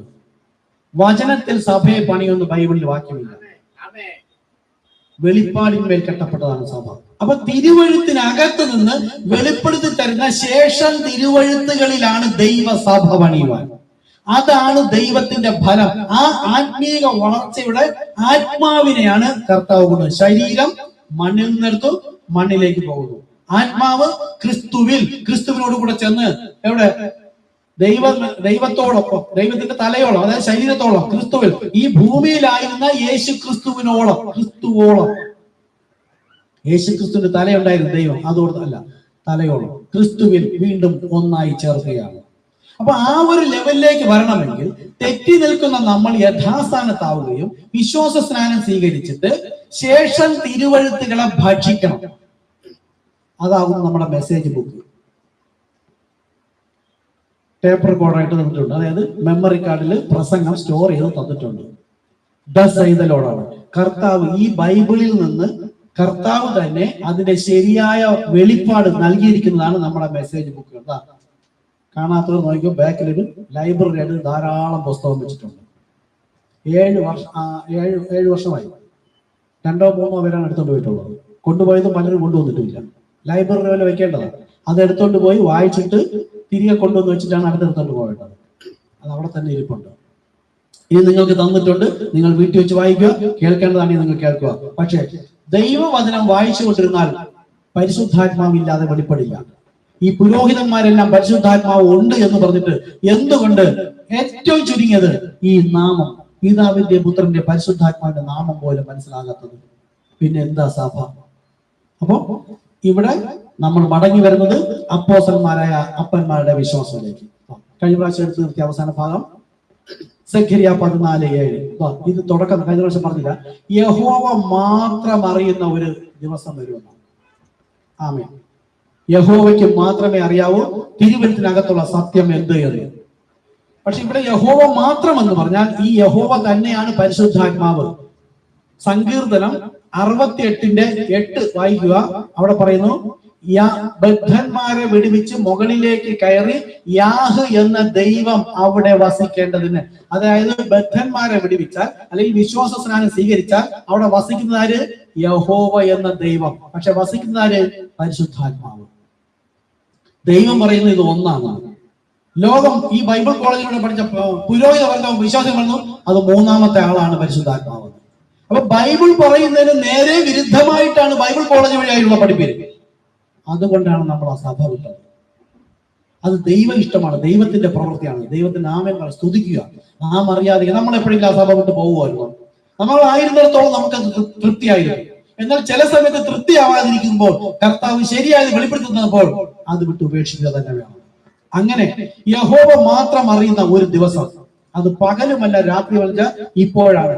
ശരിയായത് ഏതെന്ന് തിരിച്ചറിയാൻ കഴിയാത്ത തരത്തിൽ ഈ സഭകൾ മുഴുവനും, എന്നാൽ ചില കാര്യങ്ങൾക്ക് പിതാവ് പുത്രൻ പരിശുദ്ധാത്മാവെന്ന് പറയുകയും മറ്റുള്ള കാര്യങ്ങൾക്ക് യേശുക്രിസ്തു എന്ന് പറയുകയും, കർത്താവ് യേശുക്രിസ്തു നാമത്തിൽ പ്രവൃത്തി ഉള്ളത് ചെയ്യുവാൻ പറഞ്ഞിരിക്കുന്ന ഒരു പ്രവൃത്തിയും അവർ ചെയ്യില്ല. അപ്പോൾ ശീതോഷ്ണ അവസ്ഥയിലാണ് ഇപ്പോൾ ലോകം പോയിക്കൊണ്ടിരിക്കുന്നത്. അതിനകത്ത് നിന്നാണ് കർത്താവ് നമ്മെ വിളിച്ച് പുറത്തേക്ക് കൊണ്ടുവന്നത്. ഇനി അതേ സമയത്ത് നടക്കുന്ന അപ്പൊ നമ്മൾ മനസ്സിലായല്ലോ, ഏലിയാവിന്റെ ആത്മാവോടുകൂടി പുരോഹിതൻ പുറത്തേക്ക് പോയി ജനത്തെ വിളിച്ച് സഭ വിശ്വാസ സ്നാനം സ്വീകരിച്ച് സഭയിൽ കൊണ്ടുവന്ന് ഇരുത്തിയിട്ട് ആ ദൈവത്തിന്റെ വെളിപ്പാട് പഠിപ്പിച്ചു കൊടുക്കുകയാണ്. അതാണ് വെളിപ്പാട് കേട്ടപ്പെടുന്നത്, സത്യസുവിശേഷം, ശേഷം തിരുവെഴുത്തുകൾ. ഓക്കെ, അങ്ങനെ സഭയിലേക്ക് വന്നപ്പോൾ ഈ പുരോഹിതനിലൂടെ നടക്കുന്ന ഒരു ശുശ്രൂഷയാണ് ഇത്. നമ്മുടെ നേരത്തെ നമുക്ക് അറിയാം. ഇത് ഒരു കാര്യം മനസ്സിലാക്കുക, 1 Thessalonians 4:16 ലോകത്തിലുള്ള എല്ലാ സഭയും, ഏത് സഭയോട് ചോദിക്കും, ഇവിടെ 3 കാര്യം പറയുന്നുണ്ട്. 3 കളറിൽ ഞാൻ കൊടുത്തിട്ടുണ്ട്. ഒന്ന്, കർത്താവ് താൻ ഗംഭീരനാദത്തോടും ഒരു കാര്യമാണ്. പ്രധാന ദൂതന്റെ ശബ്ദത്തോടും ഇത് രണ്ടാമത്തെ കാര്യമാണ്. ദൈവത്തിന്റെ കാഹളത്തോടും ഇത് മൂന്നാമത്തെ കാര്യം.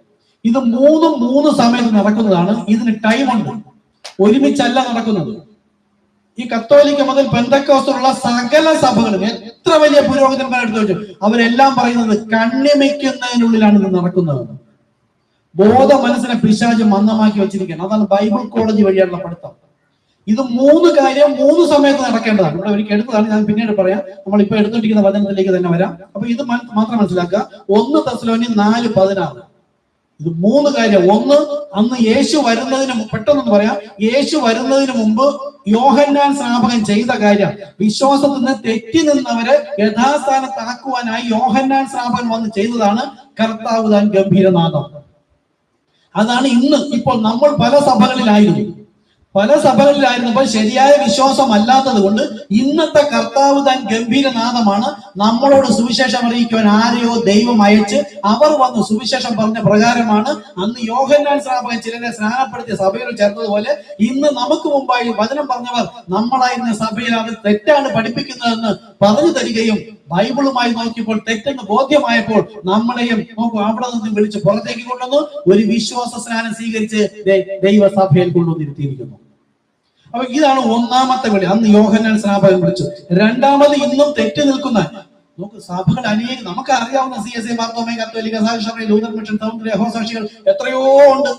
ഈ ഒരു സഭയും മറ്റൊരു സഭയെ പോലെ അല്ലല്ലോ വിശ്വാസം, ആണോ? തമ്മിൽ അടുപ്പിക്കലും ഇല്ല. ഇപ്പൊ ലൂഥറൻ സഭയുടെ കൺവെൻഷന് പെന്തക്കോസ്തുകാർക്ക് പോവാൻ അവർ പറയുമോ? പെന്തക്കോസ്ത് കൺവെൻഷന് യഹോവസാക്ഷിക്കാർ പോകാൻ പറയില്ല. ഒരു സഭ, ലോകത്ത് എവിടെയൊക്കെ സഭയുണ്ടെങ്കിലും ആ സഭയ്ക്കുള്ളിലുള്ള വിശ്വാസവും ഉപദേശവും എല്ലാം സ്നാനവും ഒരുപോലെ ആയിരിക്കണം. അതല്ല എങ്കിൽ ബൈബിൾ പറയുന്നു അത് എതിർ ക്രിസ്തുവിന്റെ സഭ, അവളെ വിട്ട് പോരുവിൻ. അപ്പൊ അങ്ങനെ തെറ്റായിരുന്നു നടത്തുന്നത് നമ്മെ പുറത്തേക്ക് വിളിക്കുവാൻ ദൈവം ഒരു മനുഷ്യനിലൂടെ സത്യസുവിശേഷം അറിയിച്ച ആ വിളിയെ കുറിച്ചുള്ളതാണ് കർത്താവ് താൻ ഗംഭീരനാഥം. അപ്പം എന്നോട് സുവിശേഷം അറിയിച്ചത് ഏലീശ എന്നൊരു ബ്രദറാണ്. ആ ബ്രദറിന്റെ ശബ്ദമല്ല എന്റെ ആത്മാവ് കേട്ടത്, ദൈവ ശബ്ദമായിട്ട് കേട്ടു. ഇപ്പൊ നിങ്ങളിൽ പലരോട് ഞാൻ അറിയിച്ചു, നിങ്ങൾ മറ്റു പലരും അറിയിച്ചു. നിങ്ങളുടെ അടുക്കൽ ഞാൻ വന്ന് പറഞ്ഞപ്പോൾ നിങ്ങൾ എന്റെ ശബ്ദമല്ല കേട്ടത്, തിരുവഴുത്തുമായി പരിശോധിച്ച് നോക്കിയപ്പോൾ ദൈവ ശബ്ദം എന്ന് കേട്ടത് കൊണ്ടാണ് ആ സഭ വിട്ടിട്ട് യഥാർത്ഥ വിശ്വാസത്തിലേക്കും യഥാർത്ഥ സ്നാനത്തിലേക്കും വരുവാൻ കഴിഞ്ഞത്. അപ്പോൾ അങ്ങനെ വിളിക്കുന്ന വിളിയാണ് ഒന്നാമത്തെ. അങ്ങനെ എന്തായി ഇവിടെ പോകുന്നത്. രണ്ടാമത്തെ വിളി പച്ചമാർക്കി കൊടുത്തിരിക്കുന്നത്, ഇതുപോലെ കേട്ട് വിശ്വസിച്ചിട്ട് യേശുക്രിസ്തു വരുന്നതിന് മുമ്പേ ചിലർ മരിച്ചു പോകുമല്ലോ. അങ്ങനെ മരിച്ചു പോകുന്ന വ്യക്തികളെ യേശു വരുമ്പോൾ ജീവിച്ചിരിക്കുന്ന നമ്മെ അല്ല ആദ്യം വിളിക്കുന്നത്. അവിടെ പറയുന്നത് ക്രിസ്തുവിൽ താഴെ ക്രിസ്തുവിൽ മരിച്ചവർ മുമ്പേ ഉയർത്തെഴുന്നേൽക്കും. ഇവരെ വിളിക്കുന്ന വിളിയാണ് പച്ച. ഇതാണ് ഈ യോഹന്നാൻ സ്നാപകൻ വിളിച്ചു യേശുവിന്റെ അടുക്കിലേക്ക് ചേർത്തിട്ട് യേശു കുറച്ചു കാലം അവർക്ക് സുവിശേഷം പറഞ്ഞു കൊടുത്തതിന് ശേഷമാണ് മറുരൂപമലയിൽ പോയത്. ആ മറുരൂപമലയിൽ പോയപ്പോഴാണ് രണ്ടാമത്തെ വിളി മോശയും ഏലിയാവും അവിടെ വന്നത്. അവിടെ സംസാരിച്ചു. അപ്പൊ ഒന്നാമത്തെ വിളി ജീവിച്ചിരിക്കുന്നവരിൽ നിന്ന് ദൈവത്തിന്റെ ജനത്തെ മാത്രം വിളിച്ച് പുറത്തേക്ക് കൊണ്ടുവരണം.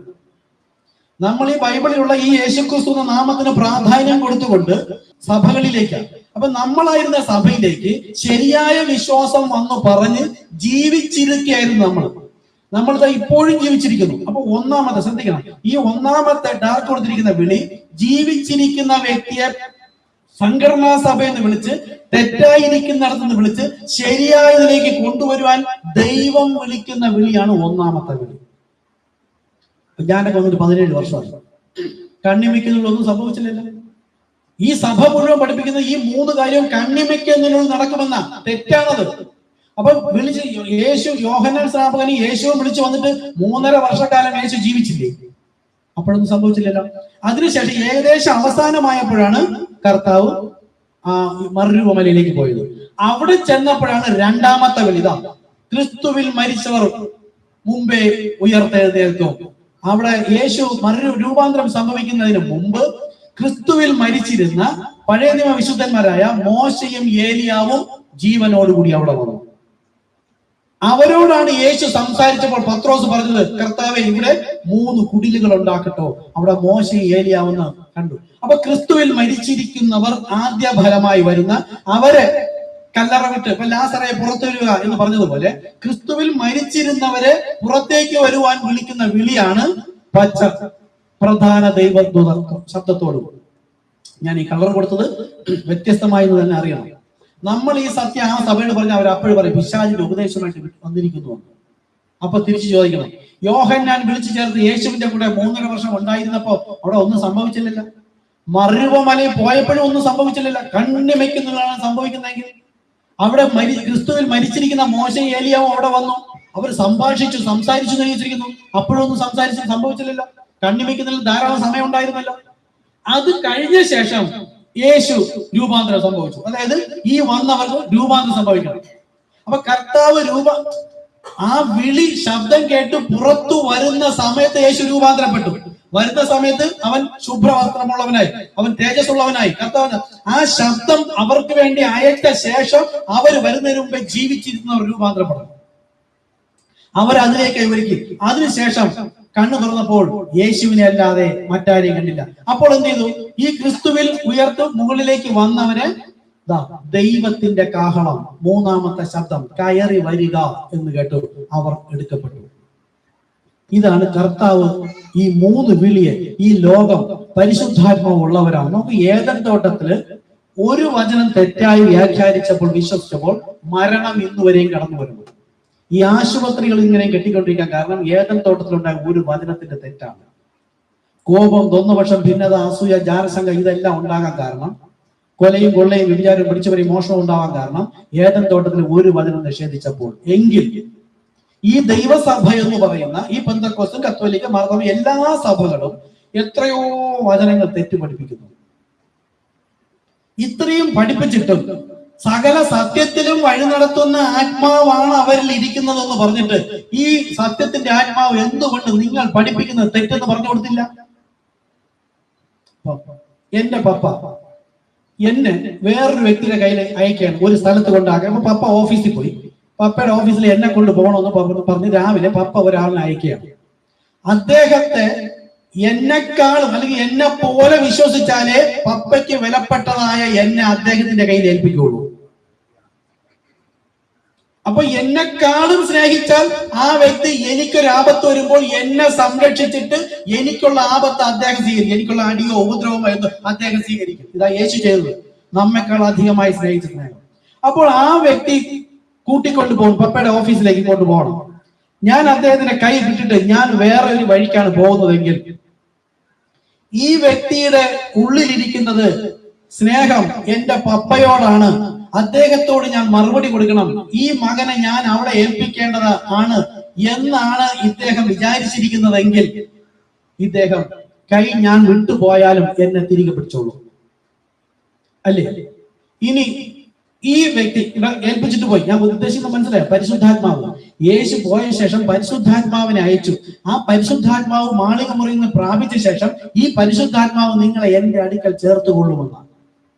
അപ്പോൾ ഞാൻ എന്റെ പപ്പ ഏൽപ്പിച്ചിട്ട് പോയ ഒരു വ്യക്തി അദ്ദേഹം പറയണം, എനിക്കൊരു സ്ഥലം വരെ പോകണം, ഈ പയ്യനെ ഒന്ന് അവന്റെ അച്ഛൻ എവിടെ താമസിക്കുന്നു കൊണ്ടാക്കുമെന്ന് പറഞ്ഞാൽ എന്റെ പപ്പ എവിടെ താമസിക്കുന്ന അയാൾക്ക് അറിയില്ല, ഞാനും അദ്ദേഹം തമ്മിൽ ബന്ധം അറിയില്ല, ഏത് വഴിയാണ് നടത്തേണ്ടതെന്ന് അറിയില്ല.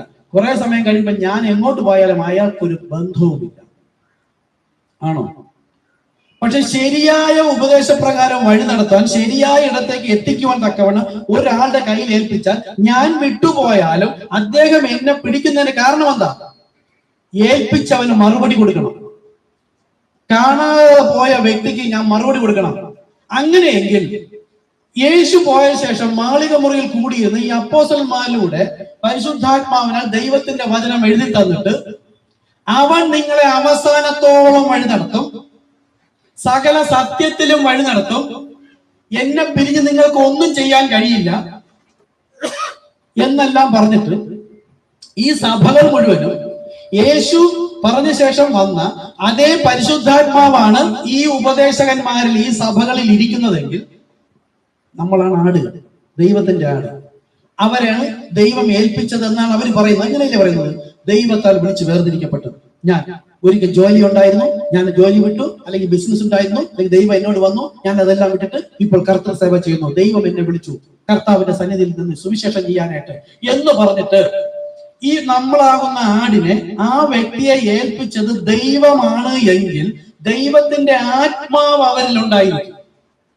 ആ ആത്മാവ് എന്നെ കരം പിടിച്ചത് സഭ പുരോഹിതൻ വഴി നടത്തുമ്പോൾ ഞാൻ ശരിയായ രീതിയിൽ അല്ല പോകുന്നതെങ്കിൽ ആ വ്യക്തി തിരിച്ചറിയും. ആ വ്യക്തിക്ക് അയച്ച ദൈവം അല്ലെങ്കിൽ എന്റെ പപ്പ എന്ന് പറയുന്ന ആ ഒരു വ്യക്തി അയച്ച വ്യക്തിയുമായി ഒരു ബന്ധവും ഇല്ല എങ്കിൽ ഇവൻ എന്താഗ്രഹിക്കും? ഇവൻ എങ്ങനെ പോയാൽ എനിക്കെന്ത്, നീ എങ്ങനെ പോകും ആയിരിക്കില്ലേ?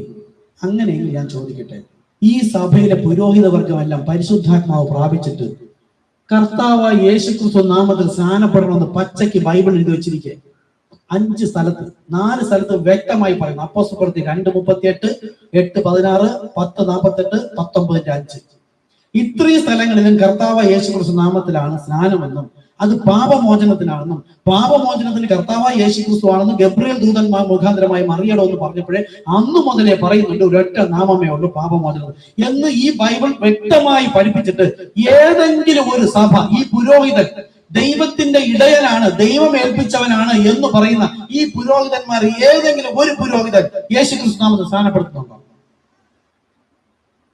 കർത്താവായ യേശു ക്രിസ്തു കാൽവരി ക്രൂസിൽ ഇഞ്ചിഞ്ചായി പടഞ്ഞ് ശരീരം ഉഴവ് ചാലു പോലെ കീറി മുറിക്കപ്പെട്ട് രക്തം തല മുതൽ പാദം വരെ ഒഴുകി മരണവെപ്രാളത്തോടുകൂടി എന്നെ സംരക്ഷിക്കാൻ, ഞാൻ ചെയ്ത പാപത്തിന്റെ ശിക്ഷ ഏറ്റുകൊണ്ട് എനിക്ക് അടിയേൽക്കാതിരിക്കാൻ യേശു അടിയേറ്റിട്ട് കാഴ്ചയില്ലാത്ത എനിക്ക് കാഴ്ച തരുവാനും ജീവനില്ലാത്ത എനിക്ക് നിത്യജീവൻ തന്നെ സ്വർഗത്തിലേക്ക് കൊണ്ടുപോകാൻ കാണാം. കർത്താവ് എന്നെ സ്നേഹിച്ചിട്ട് ആ ഞാനാകുന്ന ആടിനെ ഈ പറയുന്ന സഭാ പുരോഹിതന്മാരെ ഏൽപ്പിച്ചുവെങ്കിൽ ആ സകല സത്യത്തിലും വന്ന ഈ കർത്താവായ യേശു ക്രിസ്തുനാമത്തിൽ വഴി നടത്താത്തവർ എങ്ങനെ ദൈവത്തിന്റെ ഇടയനാകും? അവരാണ് എതിർ ക്രിസ്തു.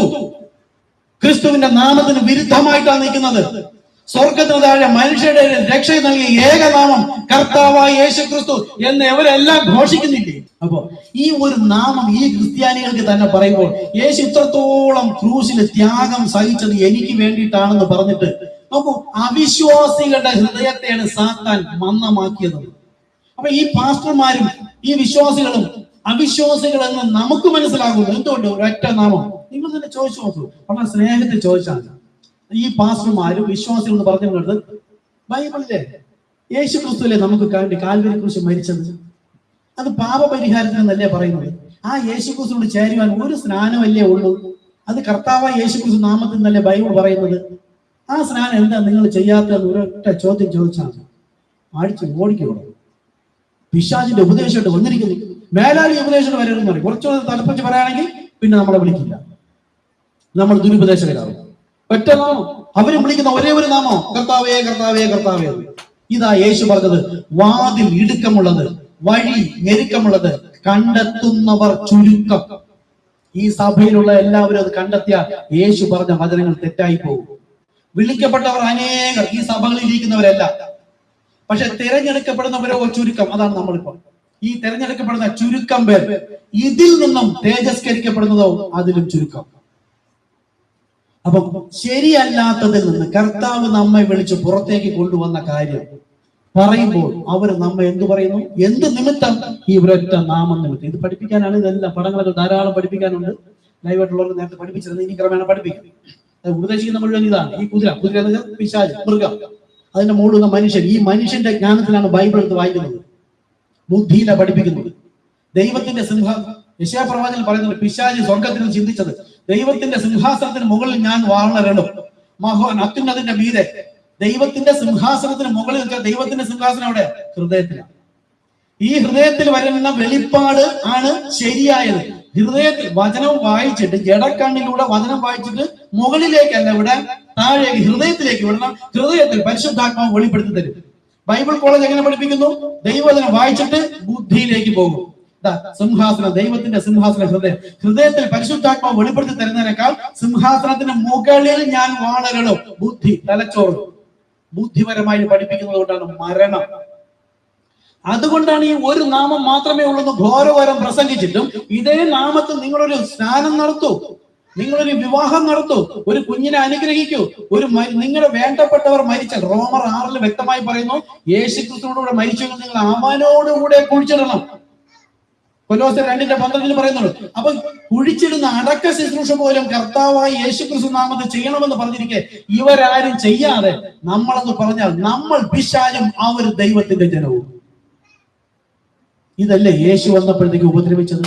യേശുവിന്റെ കൂടെ കൂടിയവരെ ഉപദ്രവിച്ചില്ലേ? യേശുവിനെയും പള്ളിയിൽ നിന്ന് പുറത്താക്കി, യേശുവിന്റെ കൂടെ കൂടിയവരെയും പള്ളിയിൽ നിന്ന് പുറത്താക്കി. അതുപോലെ തന്നെ നമ്മളും ഈ നാമം നിമിത്തം യേശു എന്താ പറഞ്ഞത്? നിങ്ങൾക്ക് അനുഗ്രഹവും സമൃദ്ധിയും സന്തോഷവും സമാധാനം ഉണ്ടാകുമെന്നല്ല, എന്റെ നാമം നിമിത്തം നിങ്ങൾക്ക് പഴി, ദുഷി, നിന്ന, പരിഹാസം ഉണ്ടാകും. നിങ്ങളോ ദുഃഖിക്കും, അവർ സന്തോഷിക്കും, എന്നാൽ നിങ്ങളുടെ ദുഃഖം സന്തോഷമായി മാറും. എന്തുകൊണ്ടെന്നാൽ നിങ്ങളുടെ പേർ ജീവപുസ്തകത്തിലുണ്ട്. പ്രാർത്ഥിക്കാം. കർത്താവിന്റെ നാമം വഴിയായി വിളിച്ച് വേർതിരിക്കപ്പെട്ട ഒരു കൂട്ടരാണ്. അവരോട് ഈ നാമം പറഞ്ഞാൽ അവർ തള്ളിക്കളയും. എന്നാൽ പ്രാർത്ഥിക്കുന്നതിനും പ്രാർത്ഥിച്ച് അവസാനിക്കുന്നതിനും പിന്നെ പിശാചിനെ പുറത്താക്കുന്നതിനും മാത്രം യേശുവേ യേശുവേ എന്ന് വിളിക്കും. യേശു ക്രിസ്തു നാമത്തിൽ ഭൂതം പോട്ടെ എന്ന് പറയും. പ്രാർത്ഥിച്ച് അവസാനിപ്പിക്കാനും യേശു ക്രിസ്തു നാമം പറയും. ബൈബിൾ എന്ന് പറയുന്നു, കണ്ണടച്ചിരിക്കാം.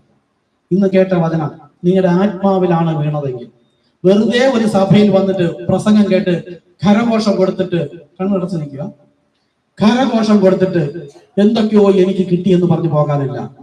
ഇന്ന് കർത്താവാണ് നമ്മെ വിളിച്ചു ചേർത്തതെങ്കിൽ, ഇവിടെ സംസാരിച്ച പോൾ പാസ്റ്റർ ശബ്ദമല്ല കേട്ടത്, നിങ്ങളുടെ ഉള്ളിൽ ദൈവത്തിന്റെ ശബ്ദം എന്ന് കേട്ടുവെങ്കിൽ ആ ദൈവശബ്ദം നിങ്ങളുടെ പാപസംബന്ധമായ ഒരു മരണമുണ്ടാകും. മോശയോട് പറഞ്ഞപ്പോഴും ദൈവം സംസാരിക്കുന്നത് നമുക്ക് ഭയമാകുന്നു. ഞങ്ങൾ മരിക്കാതിരിക്കേണ്ടതിന്, അതായത് ദൈവത്തിന്റെ ശബ്ദം ശരിയായ വെളിപ്പാട് കേട്ടാൽ പാപസംബന്ധമായി തെറ്റിനെ വിട്ടുപേക്ഷിച്ച് മരിച്ച് ക്രിസ്തുവിൽ ജീവിക്കേണ്ടി വരും. അതുകൊണ്ട് പാസ്റ്ററെ, ബൈബിൾ കോളേജെ നിങ്ങൾ പഠിപ്പിച്ചാൽ മതി, പരിശുദ്ധാത്മാവ് പഠിപ്പിക്കണ്ട എന്ന് പറയുന്നതിന് തുല്യമാണ്.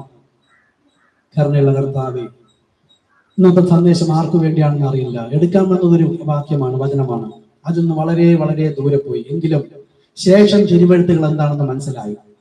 ഈ കർത്താവായ യേശുക്രിസ്തു നാമത്തിൽ സ്ഥാനപ്പെടാതിരിക്കുന്നവർ തങ്ങളുടെ നാശത്തിനാണ് അത് ചെയ്യുന്നതെന്ന് ബൈബിൾ പറഞ്ഞിരിക്കെ അത് തിരിച്ചറിയാൻ കഴിയാത്ത തരത്തിൽ അവരുടെ ബോധ മനസ്സിനെ പിശാച് അവിശ്വാസിയുടെ ഹൃദയത്തെ കുരുടാക്കി വെച്ചിരിക്കുമ്പോൾ അവയുടെ ഇടയിലായിരുന്ന നമ്മെ, നാം അറിയാതിരിക്കാൻ നമ്മെ സ്നേഹിച്ച മഹാസ്നേഹത്തിനായി നന്ദിയോടെ സ്തുതിക്കുന്ന കർത്താവേ, കരുണയുള്ള കർത്താവേ, അങ്ങ് നമ്മെ തേടി വന്നതാണ് കർത്താവേ, നാം അങ്ങെ തേടി വന്നതല്ല. വിളിച്ചത് അങ്ങാണ് കർത്താവേ, നിർത്തിയിരിക്കുന്ന അങ്ങാണ് കർത്താവേ. നിൽക്കുന്നു എന്ന് പറയുന്നവൻ വീഴാതിരിക്കാൻ നോക്കട്ടെ എന്ന് പറയുന്നു കർത്താവേ. അങ്ങ് ദൈവകൃപയാൽ വെളിപ്പെടുത്തി തന്ന സകല സത്യത്തിലും അതാകുന്നു ശേഷം തിരുവഴുത്ത്.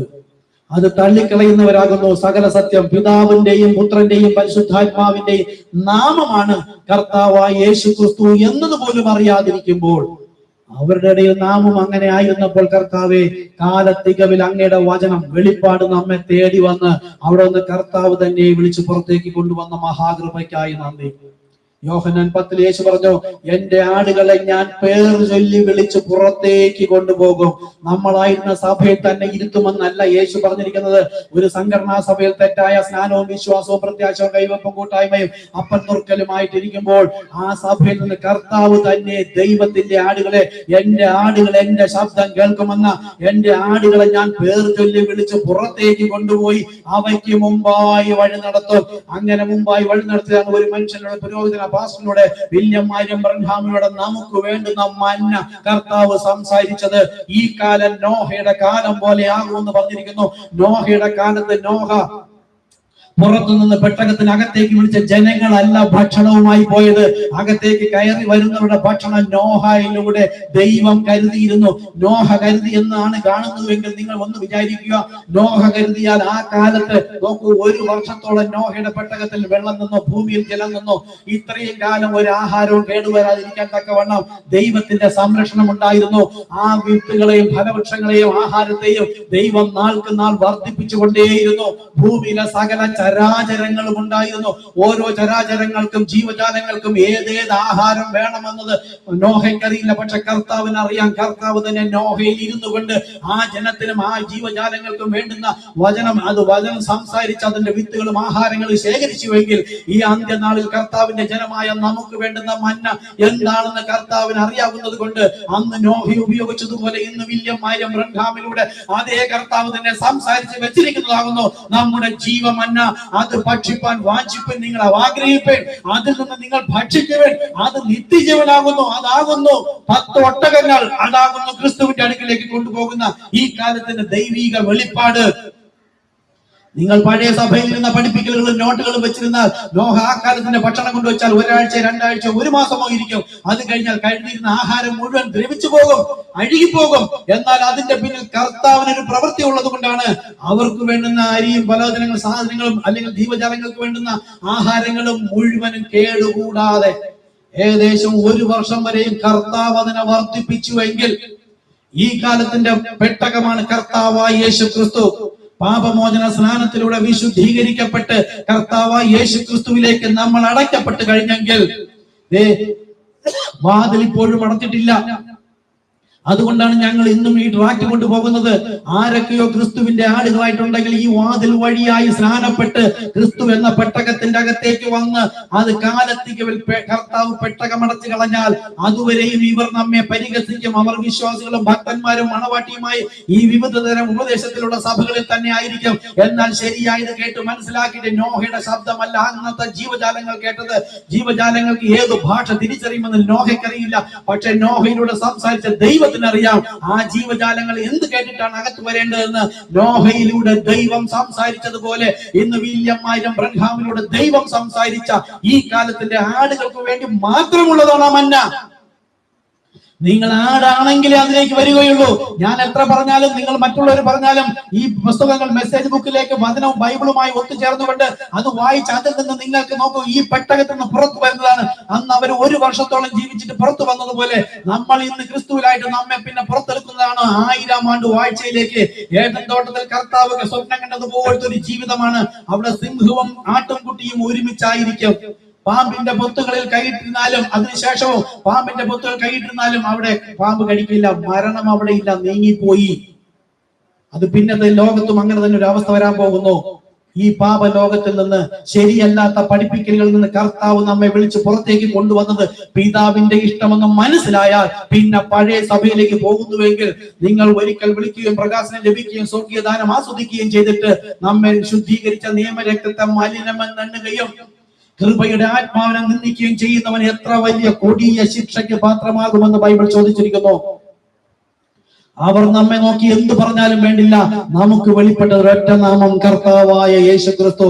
ആ നാമം വഴിയായി, ആ വാതിൽ വഴിയായി നമ്മെ പരിശുദ്ധാത്മാവ് അവസാനത്തോളം വഴി നടത്തുമെന്ന അന്നന്നത്ത് വേണ്ടുന്ന മന്ന ഞങ്ങൾക്ക് തരണമേ എന്ന് പറയുന്നത് പോലെ ഇന്ന് എന്റെ ആത്മീക മനുഷ്യന്റെ വളർച്ചയ്ക്ക് വേണ്ടുന്ന മന്ന കർത്താവെ ഞങ്ങൾക്ക് തരണമേ എന്ന് പ്രാർത്ഥിച്ചുകൊണ്ട് ക്രിസ്തയേശുവിലേക്ക് പോകാൻ പരിശുദ്ധാത്മാവെ നമ്മെ സഹായിക്കണമേ എന്ന് പ്രാർത്ഥിക്കുന്നു. ഐ സറണ്ടർ ആൾ. കർത്താവെ, എന്റെ ബുദ്ധിയല്ല, എനിക്ക് വേദവചനങ്ങൾ വായിച്ചാൽ മനസ്സിലാകുമെങ്കിൽ എനിക്ക് പണ്ടേ മനസ്സിലാകേണ്ടതായിരുന്നു. ഈ മുഴു സഭകളും ക്രിസ്ത്യാനികൾ എന്ന് പറയുന്നവർ വേദം വായിക്കുന്നു, പഠനം പഠിപ്പിക്കുന്നു, എന്നിട്ട് ഈ നാമം പിതാവിന്റെ പുത്രന്റെ പരിശുദ്ധാത്മാവിന്റെ നാമം ബൈബിളിൽ പരിശുദ്ധാത്മാവെന്ന് പച്ചയ്ക്ക് പറഞ്ഞിരിക്കുന്നു. ഒരു സ്നാനം ചെയ്തുമിരിക്കുന്നു കർത്താവായ യേശുക്രിസ്തു നാമത്തിൽ. അതുപോലെ തിരിച്ചറിയാൻ കഴിയാത്ത തരത്തിൽ ഇരുന്നു കൊണ്ട് ആ അവസ്ഥയിൽ നിന്ന് കർത്താവെ എന്ന് നമ്മെ വിളിച്ച് വേർതിരിച്ച മഹാകൃപയ്ക്കായി നന്ദിയോടെ സ്തുതിക്കുന്നു കർത്താവെ. ഇതെന്തിനു വേണ്ടി? ദൈവനാമം മഹത്വത്തിനായിരിക്കട്ടെ കർത്താവെ. ഹൃദയം നുറുങ്ങുന്നവർക്ക് യഹോവ സാമീപ്യത്തെ വിളിച്ചത് കർത്താവാണെങ്കിൽ കർത്താവിന് മഹത്വം കൊടുത്തുകൊണ്ട് ക്രിസ്തയേശുവിന്റെ മഹത്വം ജീവിക്കാൻ പരിശുദ്ധാത്മാവെ നമ്മെ സഹായിക്കണമെന്ന് പ്രാർത്ഥിക്കുന്നു. യേശു ക്രിസ്തുവിൻ നാമത്തിൽ തന്നെ ആമേൻ.